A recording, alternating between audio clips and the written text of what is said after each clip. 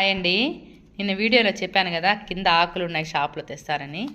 తెచ్చి రెడీ చేశానండి. ఇద్దండి, ఇలా వస్తుంది. మాలకి కింద ఒక పెద్ద ఫ్లవరు, పైన చిన్న ఫ్లవర్స్ వచ్చి కింద ఆకులు ఇలా పెట్టానండి. ఇది చాలా బాగా వచ్చింది. పైన ఇలా వస్తుంది. ఇది మళ్ళీ కట్టినా చూపిస్తాను. ఇది డోర్కి వస్తుంది, అటు సైడ్ ఇటు సైడ్. ఇది కంప్లీట్లీ ఇట్లా వస్తుంది. పైన రింగ్స్ ఇక్కడ దొరకలేదు కాళహస్తిలో, మా ఊర్లో. ఇంకేమైనా ఆన్లైన్లో దొరుకుతాయేమో చూడాలి. ఆ రింగ్స్ తెప్పించి పైన రింగ్స్ సెట్ చేసేసినానంటే మాల రెడీ. మామూలుగా గుళ్ళల్లో అట్లా అమ్ముతుంటారు వీటిని.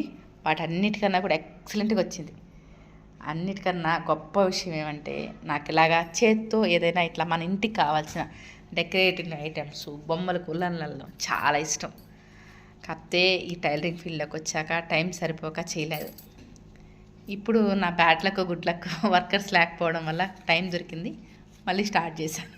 ఈ 10 రోజులు చేయగలుగుతా, మళ్ళీ చేయలేను.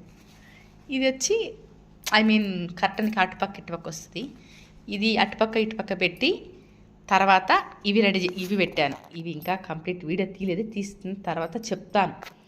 ఇది దేవుడింటికి అటుపక్క ఇటుపక్క పెట్టి ఇది కర్టన్ లాగా వస్తుంది.